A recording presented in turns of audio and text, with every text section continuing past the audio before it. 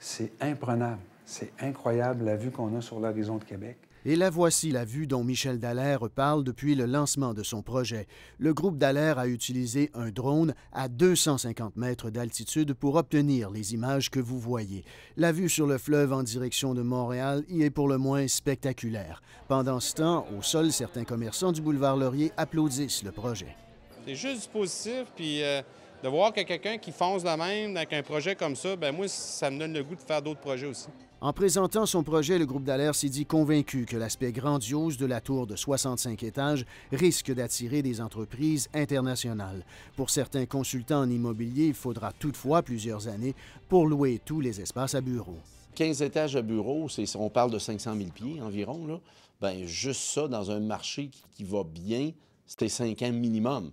Mais il y a de l'offre ailleurs aussi, là. On ne sait pas ce que l'avenir va nous réserver. De toute façon, on peut apprendre dans un an ou deux qu'il y a un autre projet qui va décoller à quelque part, qui va être un peu en compétition avec celui-là aussi. Présentement, le plan particulier d'urbanisme permet la construction d'immeubles d'une trentaine d'étages, comme l'édifice Jules Dallaire, récemment construit, que vous voyez en bleu au loin. La nouvelle tour sera donc 2 fois plus haute. Le conseil de quartier du secteur craint l'arrivée du géant, mais déplore surtout le fait que la ville passe une commande de projet phare qui dépasse les normes d'un PPU adopté il y a environ 2 ans. Sans tenir compte d'un règlement qui venait de passer, qui était à peine séché, je dirais. Alors ça nous a vraiment déçus, puis ça vient jouer dans la confiance qu'on avait dans le processus démocratique là, qui avait été fait. La Ville de Québec, de son côté, entend consulter les citoyens, mais ajoute du même souffle qu'ils ne pourront pas bloquer le projet. On fait quand même une consultation pour s'imprégner de ce que les gens ont à dire sur le projet.